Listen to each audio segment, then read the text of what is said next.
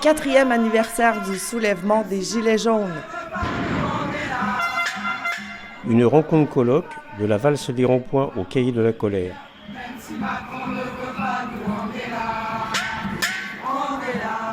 Au programme, restitution des cahiers de doléances, atelier démocratie, violence, convergence, témoignages, projection à l'Utopia et expo photo et lecture à Naqueneuil. Rendez-vous le 16 novembre aux archives départementales et le 17 novembre au musée d'Aquitaine. Plus d'infos, assopourquoipas.org ou sur laclédesondes.fr. Maintenant, quelques témoignages de Gilets jaunes. Delphine, Magali, Julien, Cali, Denis, Laurent, Christian. Nous parlerons en fin de compte de cet engagement qui a été un grand chamboulement dans leur vie.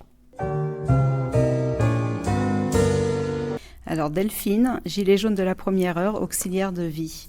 Suite à l'appel sur les réseaux sociaux du 10 octobre 2018 pour descendre dans la rue, sur les ronds-points et autres lieux de forte visibilité pour faire entendre notre mécontentement sur la hausse des taxes sur le carburant et la suppression de l'ISF, je me suis investie dans un groupe Facebook avec 4 autres personnes, dont 3 que je ne connaissais pas, pour relayer cet appel au niveau local, précisément sur le Nord Gironde. Pendant près d'un mois, nous avons relayé et tenté d'organiser quelque chose qui aurait de l'allure et qui interpellerait nos pouvoirs publics. Le jour J, le 17 novembre 2018, rendez-vous est donné 8 heures sur le parking de Géant Casino à Saint-André-de-Cubzac. L'idée est de se rendre sur le péage de Virsac et sur le rond-point de la Garosse, 2 points stratégiques sur ce secteur. Nous étions sans trop grande conviction sur la mobilisation, nous n'y croyions pas, vraiment, jusqu'à ce que l'improbable se produisit. Une foule incalculable avait répondu présente, motivée, prête à ne rien lâcher, déterminée comme jamais nous ne l'aurions imaginé. Plusieurs milliers de personnes étaient là. Surpris par cette foule, nous proposons 3 actions, le péage, le rond-point et une opération escargot pour entamer la journée. Chacun se rend sur le lieu qu'il veut. La bonne humeur est présente sur tous les visages. Ce fut une journée pleine de sentiments mélangés. La gorge qui se serre, les larmes qui montent, mais un sourire plus large que mon visage, parce que, envahi par la joie de voir tout ce monde, enfin je ne serai plus seule à râler et je vais pouvoir enfin crier ma colère. Et puis la boule au ventre aussi, car nous étions investis de cette mission, même si personne ne nous l'avait demandé ni même suggéré, de réussir à se faire entendre et que personne ne soit déçu ni qu'il y ait d'accident. Car ce n'était pas le tout de lancer l'appel pour le rassemblement, mais il fallait un minimum savoir entamer les festivités.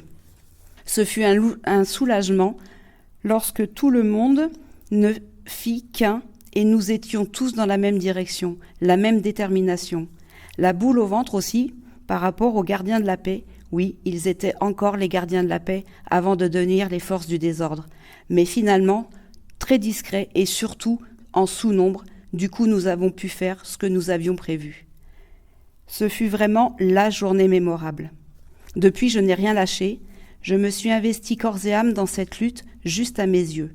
Stop à toutes ces injustices. Suite à cette première journée, je n'ai jamais quitté le terrain, d'abord sur le rond-point de Saint-Savin, puis de nouveau sur celui de Saint-André à la Garosse. Je m'y rendais tous les soirs à la débauche. Du coup, c'était très difficile d'entendre certains automobilistes nous traiter de feignants et de nous dire d'aller travailler. À 2 reprises, notre cabane fut détruite. La deuxième à coups de bulldozer bien gardée par les gendarmes. Nous nous sommes installés de l'autre côté de la route. Ils nous avaient dit de traverser la route pour trouver du boulot, avec la tolérance de la mairesse. J'allais en manifestation tous les samedis à Bordeaux dès le 1er décembre 2018. Là, j'ai connu l'injustice la plus immense et la plus cruelle qui puisse exister. Nous étions une foule déterminée, mais joyeuse, chantante, nous discutions entre nous quand tout à coup ce fut la guerre. Bombes de gaz lacrymogène, à ne plus pouvoir respirer, à ne même plus pouvoir se voir à 3 mètres, je me suis vue mourir. Grenade de désencerclement, j'ai reçu des morceaux dans les mollets, en même temps que je luttais pour respirer. Alors que les grilles qui nous séparaient des policiers, ils n'étaient pas du tout encerclés ni en grand danger. Par contre, nous devenions en danger. Les LBD, ces balles en caoutchouc qui font des dégâts inhumains et à vie sur nos visages et sur nos corps. Ce jour-là, je vis une mâchoire défoncée par un tir de LBD d'un monsieur qui se trouvait près de moi, avec qui nous venions d'échanger quelques mots. Je sus plus tard son prénom, Guy. J'ai également vu la première main arrachée par une grenade. J'entends encore les cris de cet homme qui passe devant moi, porté par les street medics, la main pendante. Enfin, ce qu'il en reste. J'apprends plus tard que c'était l'un des nôtres du rond-point de la Garrosse, Fred. Je rentre choquée, je ne peux en parler à personne à la maison. Mais ma colère redouble. Je retourne à Bordeaux le samedi suivant. Et au même endroit, place Péberlan. De nouveau, c'est la guerre. Deuxième main arrachée. De nouveau, ces cris de douleur. C'était un tout jeune, Antoine. Je veux y aller face à ces flics sans conscience ni scrupules. Mais mon état physique me rappelle à l'ordre. Mais ma colère est quadruplée. De nouveau, je rentre frustrée et très en colère. Je ne dors pas de la nuit, je pleure. La semaine sur le rond-point me permet de faire redescendre tous ces sentiments de haine et d'incompréhension, mais plus déterminée que jamais, j'y retourne en manif. Mais je ne veux plus, je ne peux plus voir cette violence ni entendre ces cris de douleur. Je ne vais plus sur cette place meurtrière. Ces souvenirs sont gravés à vie dans ma mémoire, dans nos mémoires. Mais je reste convaincue que si nous subissions autant de répression et de violence d'État, c'est bien parce que nous sommes dans le vrai et que nous dérangeons ce président des riches. Les semaines, les mois passent et je suis toujours sur le terrain. J'en démords pas, je sais que j'ai raison. Je n'ai quitté le rond-point qu'au moment de la réforme des retraites. Car entre les manifestations, les blocages économiques, l'occupation de la fac, mon boulot, c'était déjà beaucoup. Sans compter les âgés, avec le collectif de Bassins, qui naît de cette lutte contre cette réforme injuste sur les retraites. Du 5 décembre 2019 au 20 mars 2020, il n'y a pas eu beaucoup d'heures de sommeil, mais c'était pour la bonne cause. Puis vient le confinement et le déconfinement. Et me voilà reparti sur le terrain plus motivé que jamais, car en colère contre la gestion de cette crise de la part de ce gouvernement. La valse des ronds-points est lancée, et je m'investis alors plus pour remettre les gilets jaunes et les citoyens en colère de nouveau dans la rue. Grande satisfaction et grande joie lorsque les gilets jaunes de Sainte-Eulalie réinvestissent leurs ronds-points. Je ne me sentais bien que lorsque j'étais entourée de ma famille de lutte. Je n'avais de motivation que pour l'organisation des ronds-points ou des réunions du collectif. La lutte était et reste ma priorité. Aujourd'hui, je m'investis différemment dans la lutte. Je suis plus dans la construction, comme par exemple la mise en place de l'opération RIC, entre autres, qui consiste à aller voir nos députés dans chacune de nos circonscriptions pour leur porter la proposition du changement de l'article 89 de la Constitution, ce qui permettrait au peuple de prendre les décisions le concernant. Je veux pouvoir vivre dignement de mon salaire sans avoir à compter ce qui va me rester le 10 du mois. Je veux pouvoir participer aux décisions qui me concernent et concernent mon pays. Je veux la répartition des richesses. Je veux des services publics dignes de ce nom, des postes supplémentaires dans l'éducation pour donner, dans les meilleures conditions possibles, une instruction de qualité à nos enfants et petits-enfants. Je veux la réouverture des services hospitaliers fermés par manque de personnel et de moyens, de meilleures conditions de travail pour nos soignants, pour avoir des soins de qualité. La liste serait longue, tellement nos droits et nos acquis sociaux ont été mis à mal et détruits par une bande de gouvernants à la solde du capitalisme. L'avenir nous dira si nous y arriverons. Je veux qu'on remette l'humain au centre de toute discussion et décision. Je suis gilet jaune et fière de l'être.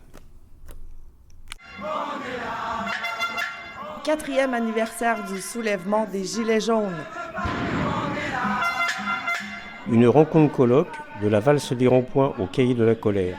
Même si Macron ne veut pas, nous on est là. On est là. Au programme, restitution des cahiers de doléances, atelier démocratie, violence, convergence, témoignages, projection à l'Utopia et expo photo et lecture à Naqueneuil. Rendez-vous le 16 novembre aux archives départementales et le 17 novembre au musée d'Aquitaine. Plus d'infos à cepourquoipas.org ou sur laclédesondes.fr. Maintenant quelques témoignages de Gilets jaunes. Delphine, Magali, Julien, Cali, Denis, Laurent, Christian. Nous parlerons en fin de compte de cet engagement qui a été un grand chamboulement dans leur vie. Julien, je suis sorti en priorité suite à l'augmentation du gasoil, de l'alimentation pour ne pas laisser à mes enfants une vie compliquée, chère et dirigée par un seul homme. Je croyais au pouvoir du peuple. J'ai rencontré des personnes extraordinaires qui étaient dans le même combat que moi. Je n'étais plus seul. Socialement, j'ai perdu mon travail, ma maison, et j'ai dû aller en garde à vue et une mise en examen pour du mensonge. C'était devenu pire financièrement qu'avant, le 17-11-18. Mais je suis remonté la pente grâce aux Gilets jaunes qui ont su trouver les mots et les solutions à mes problèmes et qui sont devenus mes amis par la suite. Ma vie a repris son cours normal, beaucoup moins sur le terrain. Mon combat se passe chez moi maintenant, en élevant des volailles dans le but de faire manger ma famille et de faire de l'argent pour vivre, ainsi que mon potager. Je ne sors plus car les gens n'ont pas assez le courage pour sortir dans la rue. Elles savent se plaindre sur leur canapé, mais plus dans les rues. Je ne suis pas dans les manifestations dans le but de faire une balade de santé et faire un karaoké. Si je venais à sortir, ce serait le moment où on arriverait à passer par-dessus les forces de l'ordre pour pouvoir enfin prendre le pouvoir. Je parle du peuple. Maintenant quelques témoignages de Gilets jaunes. Delphine, Magali, Julien, Cali, Denis, Laurent, Christian. Nous parlerons en fin de compte de cet engagement qui a été un grand chamboulement dans leur vie.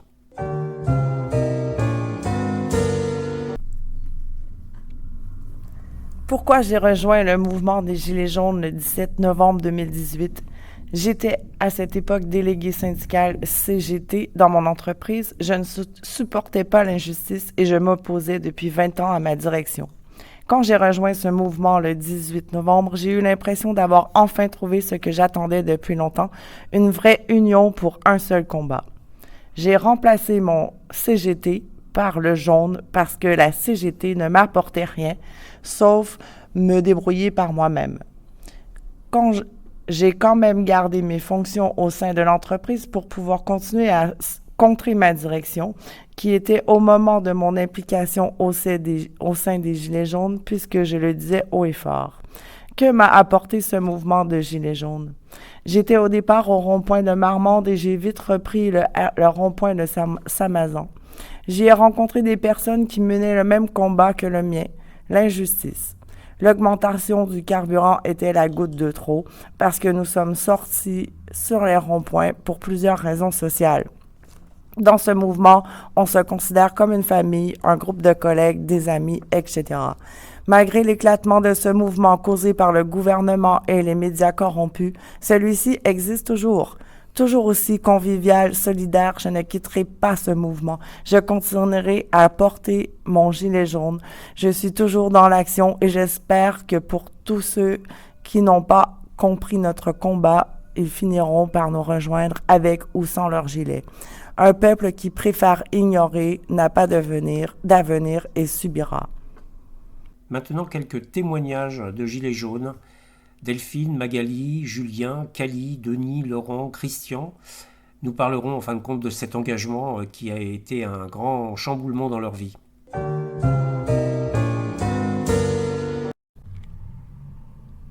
Texte de Denis, le gilet jaune. Un gilet jaune, c'est un peu comme une couverture qui couvre les idées ou les partis politiques ou les couleurs syndicales, afin de pouvoir tous nous unir derrière une seule couleur unique, le gilet jaune.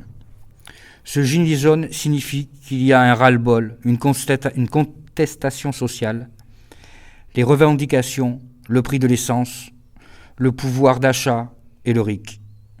Des problématiques qui peuvent toucher tout le monde, qu'ils soient de gauche, de droite, syndiqués ou non syndiqués. La misère n'a pas de frontières, la misère n'a pas de parti politique, la misère n'a pas de couleur.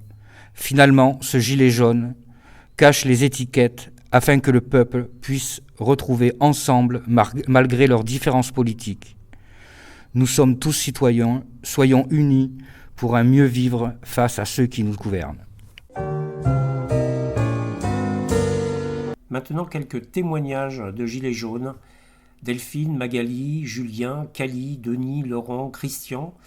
Nous parlerons en fin de compte de cet engagement qui a été un grand chamboulement dans leur vie. Laurent, Gégé de la première heure. Alors pourquoi le 17-11-2018 ? Tout simplement, j'attendais ce moment où les gens se réveilleraient pour dire stop à la manipulation et à toutes ces augmentations. Humainement, franchement, j'ai fait de belles rencontres avec de très belles personnes, de beaux échanges, parfois des problèmes aussi, mais on ne peut pas plaire à tout le monde. Dans la vie, où en est-on ? Aujourd'hui, j'entends une révolte, car on est vraiment dans le gouffre, la situation est pire qu'au début. Je souhaite qu'une chose, c'est que ça éclate, parce que là, franchement, on a touché le fond. Nous avons subi une violence extrême à plusieurs manifestations, alors que le peuple révolté était pacifiste et non violent. C'est la police de Macron, par une provocation inadmissible, qui a engendré la violence. Je trouve ça scandaleux, le peuple demande juste un monde meilleur. Anniversaire du soulèvement des Gilets jaunes. Une rencontre colloque de la valse des ronds-points au cahier de la colère.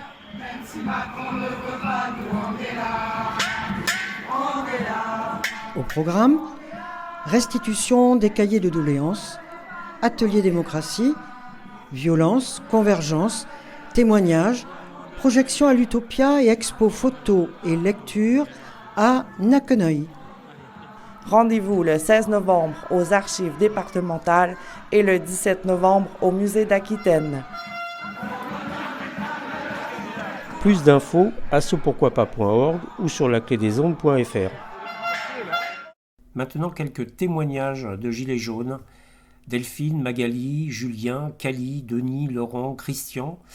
Nous parlerons en fin de compte de cet engagement qui a été un grand chamboulement dans leur vie. Alors, Magali, gilet jaune de la première heure. Lorsque mes camarades sont sortis dans la rue le 17 novembre 2018, j'étais presque totalement paralysée de mes jambes. Je voulais sortir pour manifester afin de faire comprendre à notre gouvernement que ce carburant dont nous sommes obligés de consommer et payer pour aller travailler nous acculait financièrement. En effet, notre frigo devenait difficile à remplir avec cette augmentation pour nous, ouvriers, employés, petits patrons. Je me rappelle de ce soir où je rejoins mes camarades, c'était ma voiture qui me tenait et malgré mon état de santé, je m'étais déplacée afin de donner toutes mes informations et mes connaissances sur le lieu où devait avoir lieu une action de blocage des Gilets jaunes.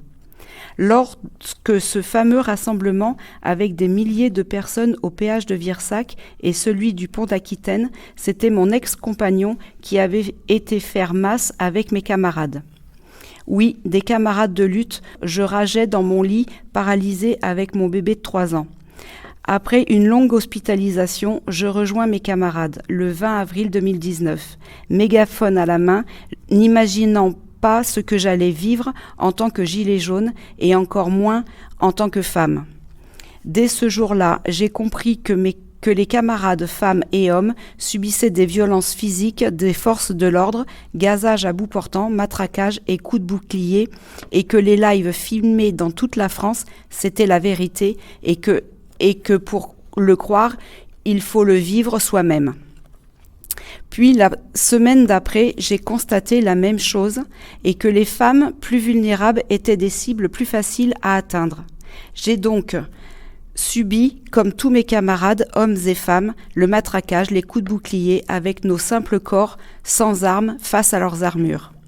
Puis je suis allée à Montpellier, Paris, Nantes. J'ai vu des gens habillés de noir, bras dessus dessous, face aux forces de l'ordre, un bloc comme des rugbyman avancés, en ramassant leurs camarades à terre.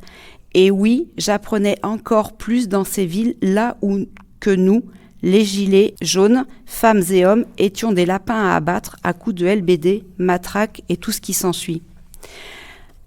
Portions-nous l'étoile jaune d'une certaine époque fut bien souvent ma question. Et c'est pour ces motifs que j'ai posé mon gilet et caché mon visage, protégé mon corps. Oui, j'ai souhaité être une femme en noir dans ce monde de brutes qui cache et protège son corps afin d'aider mes camarades femmes et hommes, de les protéger, de les aider, de guetter quand on allait nous tirer dessus, de se ramasser que coûte, quitte à prendre des coups.